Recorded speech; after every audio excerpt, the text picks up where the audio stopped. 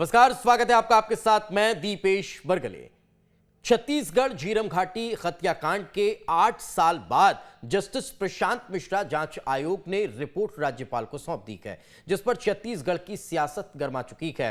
Congress report सौंपे जाने के तरीके को लेकर सवाल खड़े कर रही है।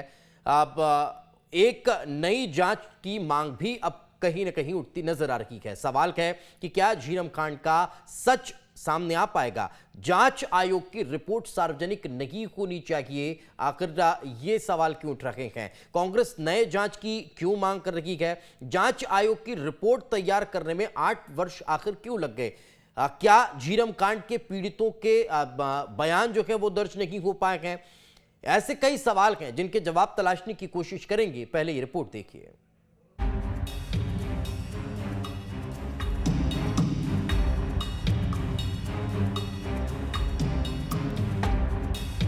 8 साल बाद एक बार फिर झीरम का जिन बाहर आ गया है। छत्तीसगढ़ हाई कोर्ट के रजिस्ट्रार के राज्यपाल को रिपोर्ट सौंपे जाने के बाद प्रदेश की सियासत गर्मा गई है। कांग्रेस रिपोर्ट सौंपे जाने को लेकर सवाल खड़ा कर रही है। कांग्रेस का कहना है कि रिपोर्ट सौंपे जाने की मान्य प्रक्रिया का उल्लंघन हुआ है। नियम के मुताबिक झीरम घाटी कांड की न्यायिक जांच रिपोर्ट सामान्य प्रशासन विभाग को सौंपी जानी चाहिए। सामान्य तौर पर न्यायिक जांच आयोग का गठन होता है, वो अपनी रिपोर्ट सरकार को सौंपते हैं। रिपोर्ट सरकार के बदले राज्यपाल को सौंपना ठीक संदेश नहीं दे रहा है। रिपोर्ट तैयार नहीं होने का हवाला दे आयोग ने कार्यकाल बढ़ाने की मांग की थी। कार्यकाल बढ़ाने की मांग के बावजूद रिपोर्ट कैसे तैयार हो गई? मामले में पूर्ववर्ती सरकार की और एनआईए की भूमिका संदिग्ध रही है। रिपोर्ट में ऐसा क्या है जिसे सरकार से छिपाने की कोशिश की जा रही है? रिपोर्ट को देखे बिना कांग्रेस ने नए जांच आयोग की मांग शुरू कर दी है। कहीं ना कहीं आज पूरा छत्तीसगढ़ ही नहीं, पूरा देश विश्व भी जानना चाहता है जो झीरम घाटी का जो बहुत बड़ा जो नरसंहार हुआ था, पूरा कांग्रेस पार्टी का पूरा शीर्ष नेतृत्व समाप्त हुआ था। हर कोई जांच जानना चाहता है कि उस जांच रिपोर्ट में क्या है। तो हमारी मंशा स्पष्ट है, हमारी पार्टी का लाइन भी स्पष्ट है कि हम एसआईटी के माध्यम से जांच कराकर पीड़ित परिवारों को न्याय देना चाहते हैं। हम शुरू से स्पष्ट। वहीं जांच रिपोर्ट पर बीजेपी कांग्रेस के सवाल पर पलटवार कर रही है। बीजेपी रिपोर्ट को सार्वजनिक करने की मांग कर रही है। ज्ञापन किसी को भी सौंपे, उस प्रतिवेदन की कोई स्थिति बदलने वाले नहीं है, ना विषय बदलने वाले हैं। और कांग्रेस को जिस बात पर आपत्ति है, वास्तविक में उसको सार्वजनिक करना चाहिए। मैं तो कहता हूँ कि प्रतिवेदन को भी सार्वजनिक होना चाहिए, क्योंकि हमारे यहाँ जो व्यवस्था है, न्यायिक जांच से कोई बड़ी जांच हो नहीं सकती। उसके ऊपर उंगली उठाना मतलब अविश्वास व्यक्त करना, ये आखिर कांग्रेस के क्यों इतने उसको दिक्कत आ रही है। अब आपको झीरम कांड के कुछ फैक्ट भी बता देते हैं। 25 मई 2013 को झीरम घाटी में कांग्रेस नेताओं के काफिले पर नक्सली हमला हुआ था। झीरम घाटी नक्सली हमले में 30 से ज्यादा लोगों की मौत हुई थी। कांग्रेस ने पहली पंक्ति के कई नेता को खो दिया था। झीरम घाटी हमले की जांच न्यायमूर्ति प्रशांत कुमार मिश्रा को सौंपी गई। 28 मई 2013 को झीरम कांड की जांच के लिए न्यायमूर्ति प्रशांत मिश्रा आयोग का गठन हुआ। रिपोर्ट तैयार होने में 8 साल से अधिक का वक्त लगा। रिपोर्ट 10 खंडों और 4184 पेज में तैयार की गई है। कांग्रेस सरकार बनने के बाद झीरम थाने में रिपोर्ट दर्ज कराई गई थी। झीरम कांड में मारे गए उदय मुदलियार के बेटे जितेंद्र मुदलियार ने दर्ज कराई थी। जांच के लिए भूपेश सरकार ने एसआईटी का गठन किया था। इससे पहले एनआईए 6 साल की जांच के बाद 39 नक्सलियों के खिलाफ 2 चार्जशीट पेश की।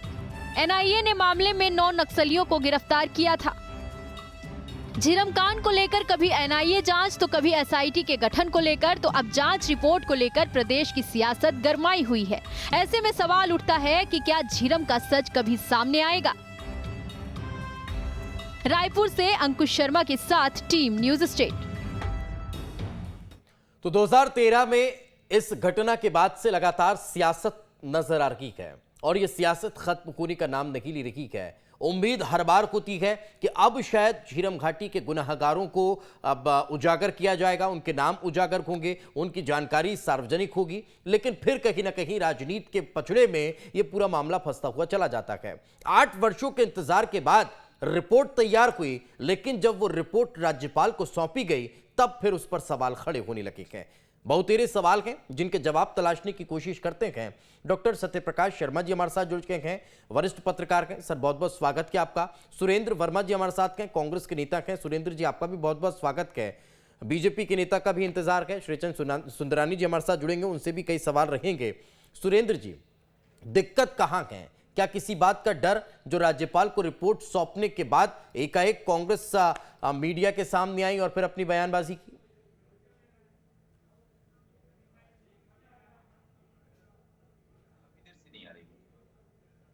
गठन किया गया था, ये 2013 का वो नोटिफिकेशन है, आपके सामने मैं रखना चाहूंगा। ये 28 मई 2013 को नोटिफिकेशन जारी हुआ था, 35/2013/1/7। इसमें बड़ा स्पष्ट लिखा है दीपेश जी कि अधिसूचना के प्रकाशन की तारीख से 3 माह के भीतर जांच पूरा करेगी और शासन को रिपोर्ट सौंपेगी। तो शासन का तात्पर्य दीपेश जी कैबिनेट होता है, न कि राजभवन। ये न्यायिक जांच कमेटी का गठन इस नोटिफिकेशन के द्वारा हुआ है, जिसमें स्पष्ट कहा गया है कि जो जांच रिपोर्ट है वो शासन को प्रस्तुत किया जाएगा। और एक और महत्वपूर्ण बात, जो भारतीय जनता पार्टी के शासनकाल में 28 मई 2013 को ये न्यायिक कमेटी गठित की गई थी, एकल पीठ की, उसमें 9 बिंदु तय किए गए थे। 3 माह का कार्यकाल था, 8 साल तक ये जांच पूरी नहीं होती। उसके बाद जब हमारी सरकार आई 21 जनवरी 2021 को 8 नए बिंदु जोड़े गए और उन बिंदुओं पर सुनवाई जो है वो 27 अगस्त 2021 को शुरू होती है और 11 अक्टूबर को अचानक वो समाप्त कर दी जाती है। और उसमें आरोप जो पीड़ित हैं, जो घायल हुए उस झीरम हमले में, उनका, उसमें एक पक्षकार हैं दौलत रोहड़ा, जिन्होंने PIL लगाई हाई कोर्ट में और यह कहा कि 5 गवाहों को मौका तक नहीं दिया गया। 1.5 महीने के भीतर, 8 साल तक जो जांच कंप्लीट नहीं होती, वो अचानक 1.5 महीने के भीतर जांच को समाप्त कर देती। उसके बाद में जो मूल हमारा जो सवाल है दीपेश जी, 2 जांच गठित की गई थी, एक NIA के द्वारा। हालांकि रमन सिंह जी ने विधानसभा में CBI जांच की घोषणा की थी, लेकिन उसको भी ठंडे बस्ते में डाल दिया गया।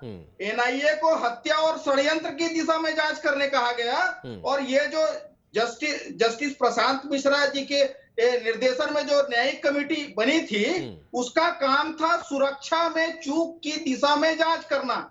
और जितने तथ्य आए हैं सुरक्षा व्यवस्था में खामियों को लेकर, राज्यों में यह व्यवस्था है कि यूनिफाइड कमान के अध्यक्ष जो होते हैं तत्कालीन मुख्यमंत्री होते हैं, जो रमन सिंह थे, और जो उपाध्यक्ष होते हैं वो राज्य के गृह मंत्री जो तत्कालीन जो थे कंवर थे, ननकीराम जी। तो इन दोनों का इस जांच कमेटी के द्वारा सुरक्षा में चूक का इतना बड़ा मामला है, इन दोनों का बयान नहीं लिया गया। मेरा सवाल वर्मा सर ये है कि आखिर ठीक है, आपने कहा कि इस नोटिफिकेशन में इस बात का जिक्र था कि सरकार को रिपोर्ट पेश की जाएगी, तो क्या राज्यपाल सरकार का गार्जियन नहीं होता? अगर उसके पास रिपोर्ट है तो अब क्या रिपोर्ट में कोई फेरबदल हो जाएगा राजभवन में? इसका डर है कांग्रेस को, जो इस पर सवाल खड़े किए जा रहे हैं। दीपेश जी, बात फेरबदल करने का बिल्कुल नहीं है। महामहिम राज्यपाल को उस रिपोर्ट जो उनको सबमिट किया गया है उसमें कोई भी टीका टिप्पणी, कमेंट या कार्रवाई का अधिकार ही नहीं है। जो भी उसमें कार्रवाई करना है, स्वीकार करना है, कुछ और जांच उसमें आगे बढ़ानी है, वो सरकार का विषय है। सरकार विधानसभा में रखकर, देखिए पहली बार नहीं हो रहा है दीपेश जी, पूरे देश में यही व्यवस्था है। जो भी न्यायिक कमेटी अभी हाल ही में सारकेगुड़ा के संदर्भ में भी एक कमेटी ने रिपोर्ट सौंपी है, वो विधानसभा के पटल पर रखा जाएगा, पूरी चर्चा होगी। इसी प्रकार से आपको याद होगा नसबंदी कांड पे रमन सिंह के समय में भी एक न्यायिक जांच कमेटी बैठी थी। कह रहा हूं ना कि सर इसमें बहुत बड़ा कोई इशू है ही नहीं। आपकी सरकार की गार्जियन है, आपकी सरकार की गार्जियन के पास रिपोर्ट है, आप अपने गार्जियन से रिपोर्ट ले लीजिए, उसे विधानसभा के पटल पर रख दीजिएगा। इसमें दिक्कत कहां है? कहां ईगो क्लेश हो रहा है? क्या किसी बात का कोई डर है? मेरा वही सवाल है सर। आपके गार्जियन के पास रिपोर्ट रखी है और रिपोर्ट ठीक है, वो कुछ नहीं कर सकते उसमें। आपको रिपोर्ट चाहिए, आप अपने पत्र लिखकर ले लीजिए। दीपेश जी, ये तो हमारी मांग है कि तत्काल महामहिम जो है सरकार को रिपोर्ट सौंपे एज इट इज, बिना टिप्पणी के।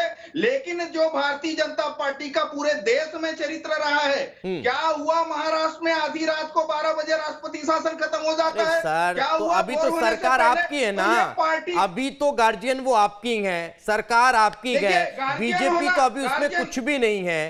कहां बीजेपी इसमें क्या कर लेगी? जब सरकार में थी तब का मसला था, अब तो आपके हाथ में ना पूरा मामला। ये नोटिफिकेशन है जिसके तहत वो न्यायिक कमेटी जो है वो गठित की गई थी। इसमें कहां तो सर, आप सरकार में आप है 2018 से, आप निरस्त कर देते उस कमेटी पर, आपको विश्वास नहीं था, आपने एसआईटी गठित की है ना, अब आप उस एसआईटी के जरिए जांच करा रखेंगे। इस जांच रिपोर्ट पर सुनिए ना, जब इस आयोग पर आपको विश्वास ही नहीं था तो फिर उसकी रिपोर्ट क्या आएगी? उससे मतलब ही नहीं होना चाहिए। दीपेश जी, सरकार को देने से, विधानसभा के पटल में रखने से क्या आपत्ति है? पूरे देश में इनका यही चरित्र है। तो सर, क्या आप लेकर अब उसे सार्वजनिक नहीं कर सकते? आप क्या उसे लेकर सार्वजनिक नहीं कर सकते? निश्चित रूप से हम लेने की तो बात ही नहीं है, हम तो मांग कर रहे हैं महामहिम से। निश्चित रूप से संवैधानिक प्रमुख क्या एक पत्र लिखा गया सरकार को सौंपे? क्या महामहिम को कोई पत्र लिखा गया?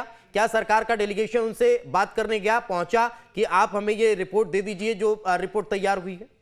दीपेश जी, मेरा सवाल यह है कि माननीय महामहिम को हमें संविधान सिखाने की जरूरत नहीं है।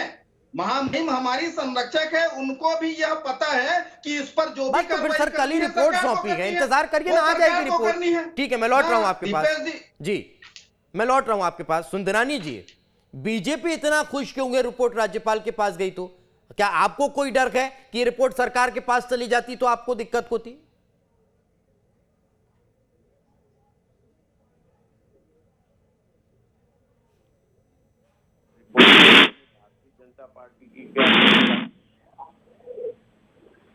सुंदरानी जी, आपकी आवाज हम तक पहुंच नहीं पा रही है, मैं लौटूंगा। डॉक्टर जी बोलिए। मैं निश्चित रूप से ये कहना चाहता हूं कि भारतीय जनता पार्टी को इससे क्या लेना देना। भारतीय जनता पार्टी चाहती है कि सच सामने आए, झीरम घाटी से पर्दा उठना चाहिए। यह भारतीय जनता पार्टी हमेशा चाहती रही है, क्योंकि हमारे प्रदेश के प्रथम पंक्ति के नेता इसमें शहीद हुए हैं। तो हमारा भी उत्तरदायित्व, तो हम तो चाहते हैं कि राज्यपाल के माध्यम से आए या मुख्यमंत्री के माध्यम से आए। इनको क्यों तड़प हो रही है? राज्यपाल उठना चाहिए था तो वो 2013 से 2018 के बीच में उठ गया होता, अगर आपकी मंशा होती तो।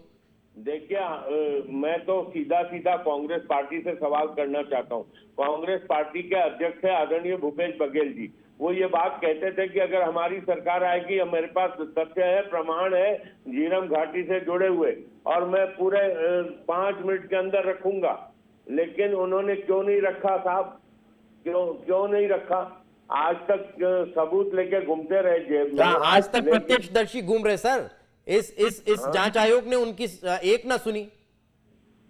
ठीक है, मैं लौट रहा हूं। सुंदरानी जी, आपकी आवाज भी ठीक से नहीं आ रही है और थोड़ा सा कुछ टेक्निकल प्रॉब्लम भी है। डॉक्टर शर्मा हमारे साथ जुड़े हुए हैं।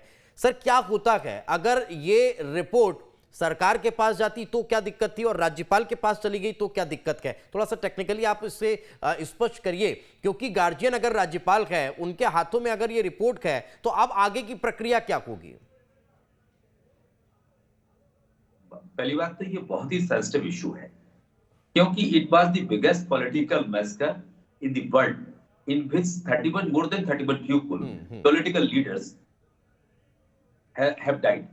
देखिए, आपको एक चीज और बताएं कि ये जो मामला है, इस मामले को हल्के में नहीं लिया जा सकता, क्योंकि बात सच्चाई सामने आएगी कि नक्सल अटैक में इतने सारी पूरी generation, the generation of the Congress senior leaders उस समय चली गई थी। अब आपको मैं बताऊं, आपने जो प्रश्न किया वो बहुत ही महत्वपूर्ण प्रश्न किया दीपेश जी। बात नहीं, देखिए, राज्यपाल article 166 of the Indian constitution ये कहता है कि जितने भी जो एग्जीक्यूटिव एक्शंस होते हैं स्टेट गवर्नमेंट के, वो राज्यपाल के नाम पर होते हैं। पहली बात, यहां पर सामान्य तौर पर यह देखा गया है कि जब भी कोई इंक्वायरी कमीशन बनता है जिसमें रिटायर्ड जस्टिस या करंट जस्टिस जो भी होते हैं, अगर उसको लीड करते हैं, उसको हेड करते हैं, चेयरमैनशिप करते हैं, तो उनकी जो रिपोर्ट आती है, बेसिकली जो अथॉरिटी अपॉइंट करती है उसी को सौंपने का अधिकार होना चाहिए। अब on behalf of the government, governor की साइन से कोई चीज जाती है, लेकिन बेसिकली अपॉइंट कौन करता है? गवर्नमेंट करती है, क्योंकि कभी भी गवर्नर कोई भी एक्शन नहीं ले सकते हैं। ये माना जाता है कि जो भी सरकार के प्लान है, पॉलिसीज हैं या प्रोग्राम्स हैं या एक्शंस हैं, उनको एग्जीक्यूट गवर्नर करते हैं। तो ये जो रिपोर्ट है सामान्यतः अन्य राज्यों में चीफ सेक्रेटरी को या जीएडी के पीएस को जाती है। मैं आपको बता दूं यहाँ पर मामला क्या है कि जो इसके चेयरमैन है वो आज की डेट में आंध्र प्रदेश हाई कोर्ट के चीफ जस्टिस हैं। उनका एक कैडर है, क्योंकि चीफ जस्टिस का जो कैडर होता है वो स्टेट के सीएस से भी ऊपर होता है।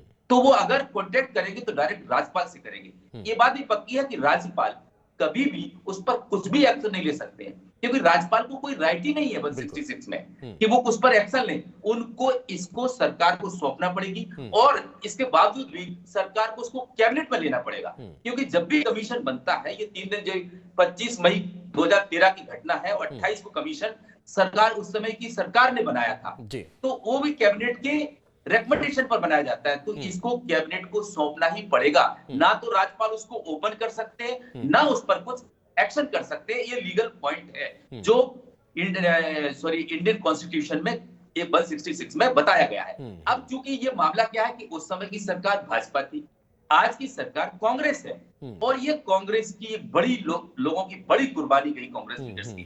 तो अगर इसमें कहीं किसी की चूक है, अगर इसका किसी को नुकसान ना हो जाए, किसी पार्टी को भला ना हो जाए, इसलिए दोनों पॉलिटिकल पार्टी इस मामले में बहुत अलर्ट है। अच्छा, एक और चीज शर्मा सर, एक और चीज, राज्यपाल इस रिपोर्ट को कब तक अपने पास रख सकती है? ये क्या कोई एक टाइम लिमिट है? वैसे इसकी कोई टाइम लिमिट नहीं है, मैंने जो अभी तक अध्ययन किया होगा या मैंने जो पढ़ा है, लेकिन राज्यपाल उस पर कर कुछ नहीं सकते, इवन उसको ओपन तक नहीं कर सकती। इनको ओपन करने का अधिकार कैबिनेट में है। कैबिनेट में इस पर डिस्कशन होगा और डिस्कशन के बाद जो कैबिनेट निर्णय लेगा उस पर एक्शन होगा, क्योंकि सरकार एक्शन लेने के लिए रेकमेंड करती है, ना कि राज्यपाल। राज्यपाल से जो रिकमेंडेशन होगा, यानी जो रिकमेंडेशन जो सरकार करेगी उस पर वो उसको एग्जीक्यूट करेंगे, यानी एग्जीक्यूटिव चीफ है। देखो आपको बताएं, एग्जीक्यूटिव, लेजिस्लेटिव और जुडिशियल, ये 3 अलग अलग है। राज्यपाल एग्जीक्यूटिव का हेड होता है, ना कि लेजिस्लेटर का। लेजिस्लेटर उस चीज को तैयार करेंगे कि इस पर ये एक्शन होना चाहिए, उस एक्शन को राज्यपाल को उस पर साइन करने पड़ेंगे, जो भी निर्णय होगा। फिर ये फिर डर किस बात का है, फिर संशय किस बात का है, फिर दिक्कत कहां है? ये कहीं ना कहीं महत्वपूर्ण सवाल खड़ा होता है। मैं लौट रहा हूं सुंदरानी जी से। जी बोलिए। इसमें क्या है कि प्रोसीजरल जो लैप्स है वो तो हुआ है, क्योंकि प्रोसीजर इसका ये नहीं है। बेसिकली प्रोसीजर है चीफ सेक्रेटरी या जीडीए को देने का पूरे राज्यों में देश के लिए। जी दीपेश जी, बिल्कुल, वाकई में। और सुंदरानी जी, मेरा फिर सवाल आपसे यही है कि आखिर दिक्कत कहां है? बीजेपी को क्या परेशानी है, क्या तकलीफ है कि इस मसले को लेकर इतना बयानबाजी बीजेपी की तरफ से भी लगातार हो रही है? नहीं दीपेश जी, हम कहां बयानबाजी कर रहे हैं। हमने अगर राज्यपाल के माध्यम से मुख्यमंत्री जी के पास, जैसा कि ये राज्यपाल जी उस पर कोई टिप्पणी नहीं कर सकती, राज्यपाल जी उसको खोल भी नहीं सकती। अगर न्यायिक जांच आयोग ने अगर राज्यपाल जी को भेज दिया, और राज्यपाल जी तो प्रमुख होते हैं ना राज्य के, उसमें कहाँ है, कहीं ना कहीं राज्यपाल जी की निष्पक्ष भूमिका रहती है। अगर राज्य सरकार के पास आएगी, कैबिनेट उसमें निर्णय लेगा, तो पानी तो हो ही जाएगा ना। रिपोर्ट जो आ रही है उसमें सही है गलत है वो तो सीधा सामने आना चाहिए ना, तथ्यों पे बात होगी। लगातार ये बात उठाते रहे। मेरा तो सीधा आरोप है छत्तीसगढ़ के मुख्यमंत्री भूपेश बघेल जी के ऊपर। वो लगातार ये बात कहते थे कि झीरम घाटी के मामले में मेरे जेब में सबूत रखें, लेकिन वो 3 साल से मुख्यमंत्री है, उसके पहले वो कांग्रेस के अध्यक्ष रहे। झीरम घाटी की घटना यूपीए गवर्नमेंट के समय हुई, मनमोहन सिंह जी, सोनिया जी सब रायपुर आए, उन्होंने एनआईए से जांच का निर्णय लिया। फिर ये एनआईए की जांच पे भी भूपेश बघेल जी करने लगे। सरकार के समय गठित हुआ आयोग उनकी सुन कहां रहा था? कहां उन लोगों के बयान दर्ज कराए गए? वो तो घूमते रहे ना सुंदरानी जी। दीपेश जी ये बोलते हैं, इन्होंने कौन से बयान दिए? अगर आयोग नहीं सुन रहा था क्यों नहीं तथ्यों को उन्होंने सार्वजनिक किया, क्यों नहीं विधानसभा पटल में रखा, क्यों नहीं उनको सार्वजनिक किया, इनके पास कितने सबूत थे, ये बोले क्यों नहीं कि आयोग हमारा नहीं सुन रहा। कभी एक आध बयान भी आया क्या मुख्यमंत्री जी का कि हमारी आयोग नहीं सुन रहा है। ये सब फालतू बातें राजनीतिक रूप देना चाहते हैं। उन प्रत्यक्षदर्शियों के तो कई बयान सामने आए। सुंदरानी जी, मैं लौट रहा हूं, सुरेंद्र जी कुछ कहना चाह रहे हैं। सुरेंद्र जी अपनी बात रखिए।